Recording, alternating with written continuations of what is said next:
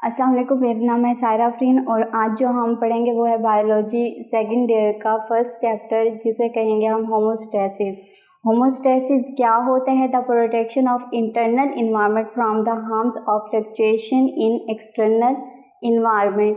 क्या होता है कि जो हमारा अंदरूनी जिस्म का अंदरूनी माहौल होता है किसी भी ऑर्गेनिजम्स का, उसको बैरूनी ख़तरात से, बैरूनी माहौल के ख़तरात से बचाने को हम लोग होमोस्टैसिस कहते हैं। अब फ्लक्चुएशन का क्या इधर मतलब है? चेंज।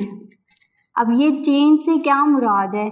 चेंज से मुराद ये है कि जैसे कि soil, water, temperature,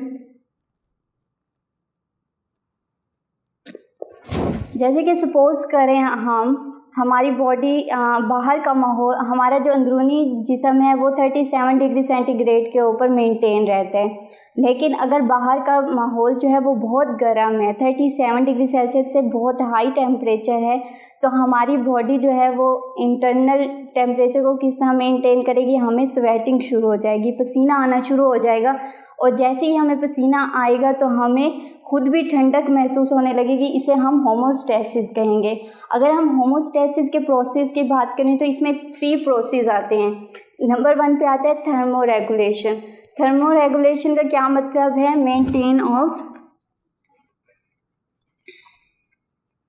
maintenance of temperature. जैसे कि मैंने अभी आप लोगों को एग्जाम्पल बताई है, ये थर्मोरेगुलेशन की है। अब उसके बाद एक्सक्रीशन क्या है? मेंटेन द मैकेनिज्म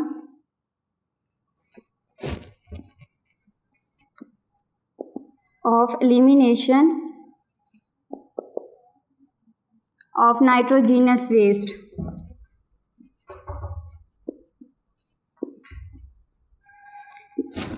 जैसे कि हम लोगों को, इंसान है या कोई भी लिविंग ऑर्गेनिज्म है, उसे खुराक की ज़रूरत होती है। जैसे ही हम खुराक खाते हैं तो इसका मतलब ये नहीं होता कि जितनी हम खुराक खा रहे हैं वो सारी की सारी हमारे अंदर डाइजेस्ट हो रही है। जितनी भी हम खुराक खाते हैं और जिनकी ब्रेक डाउन होती है और जो ऑब्जॉर्ब होते हैं वो ऑब्जॉर्ब हो जाते हैं, और जो बाकी रह जाती है, जो बॉडी को ज़रूरत नहीं होती, तो उसे हम लोग वेस्ट का नाम देते हैं। और वो जो नाइट्रोजीनस वेस्ट होते हैं उसे भी मेनटेन करने के लिए होमोस्टैसिस की ज़रूरत होती है। उसके बाद आ जाता है ऑस्मोरेगुलेशन। ऑस्मोरेगुलेशन, ऑस्मो का मतलब ही क्या है? Salt and water. Maintenance of salt and water in the body is called osmoregulation. इसी तरह से जैसे कि हम ओवरऑल बॉडी की बात करें, अगर हम सिंगल सेल की भी बात करें तो सिंगल सेल के अंदर भी इंट्रासेलुलर भी होते हैं, एक्स्ट्रासेलुलर भी होते हैं। अगर हम इंट्रासेलुलर की बात करें तो इसके अंदर क्या आ जाती है? जो सेल मेम्ब्रेन के अंदर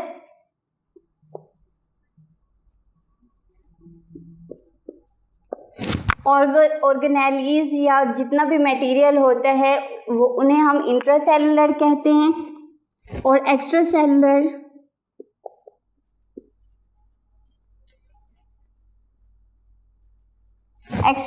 हम उन्हें कहेंगे जो कि वस्कुलर फ्लूइड के अंदर मटेरियल मौजूद होता है।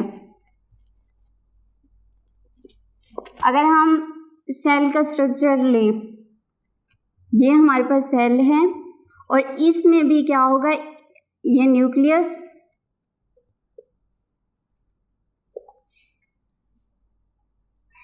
अब जो हमारे पास यहाँ सेल है, ये एक फ्लूइड है, साइटोप्लाज्म फ्लूइड है। साइटोप्लाज्म के अंदर कुछ हमारे पास जो ऑर्गेनेलीज या ऑर्गन मैटर होंगे जिनमें सेल मेम्ब्रेन्स मौजूद होंगी ऑर्गेनेलीज के इर्द गिर्द, और कुछ ऐसे होंगे जो फ्लूइड के अंदर विदाउट सेल मेम्ब्रेन मौजूद होंगे। अब इनके अंदर भी मेंटेनेंस की ज़रूरत होती है, होमोस्टैसिस की ज़रूरत होती है, तो इनके अंदर भी बाकायदा एक प्रॉपर तरीके से होमोस्टैसिस हो रही होती है। अगर हम कंट्रोल सिस्टम की बात करें तो 2 तरह के कंट्रोल सिस्टम होते हैं। एक होता है फिजिकल कंट्रोल सिस्टम और दूसरा होता है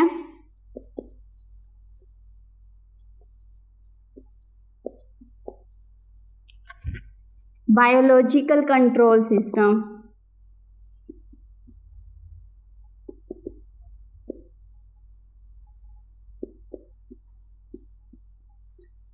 फिजिकल कंट्रोल सिस्टम जो होता है वो हम फिजिक्स के अंदर कंट्रोल सिस्टम पढ़ते हैं कि फिजिक्स के अंदर चीज़ों को हम लोग किस तरह से मेंटेन करते हैं, और बायोलॉजिकल बिल्कुल वैसा ही होता है, लेकिन उसमें हम लोग बेजान चीज़ों की फिजिकल कंट्रोल सिस्टम की बात कर रहे होते हैं, इधर हम लिविंग ऑर्गेनिजम्स की कंट्रोल सिस्टम की बात करते हैं। अब इसके 3 स्टेप्स हैं। सबसे पहले आ जाता है रिसेप्टर, फिर है कंट्रोल सेंटर और फिर है इफेक्टर।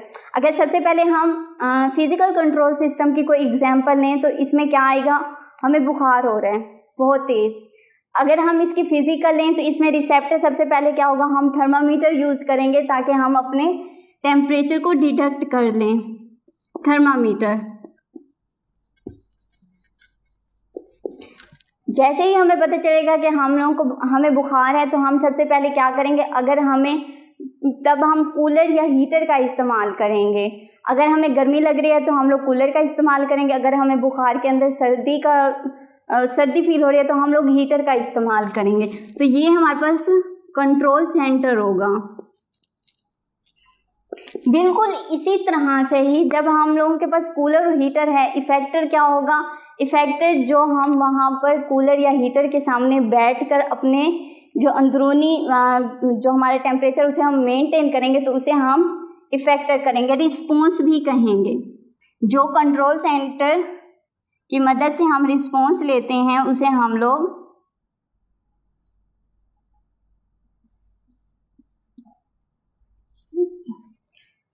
इफेक्टर करते हैं। सेम एज ही अगर हम बायोलॉजिकल कंट्रोल सेंटर की बात करें तो इसमें क्या होगा, सपोज करो अगर हम गर्मी के अंदर हैं, गर्मी में मौजूद हैं, या फिर हम इसी बुखार की ही बात कर लें तो क्या होगा कि सबसे पहले हमें टेम्परेचर है तो सबसे पहले हम लोगों के ये हमारा जो हमें बुखार आना, जो हमारी बॉडी है वो हीट अप हो जाती है, ये असल में क्या है, ये हमारा रिसेप्टर है।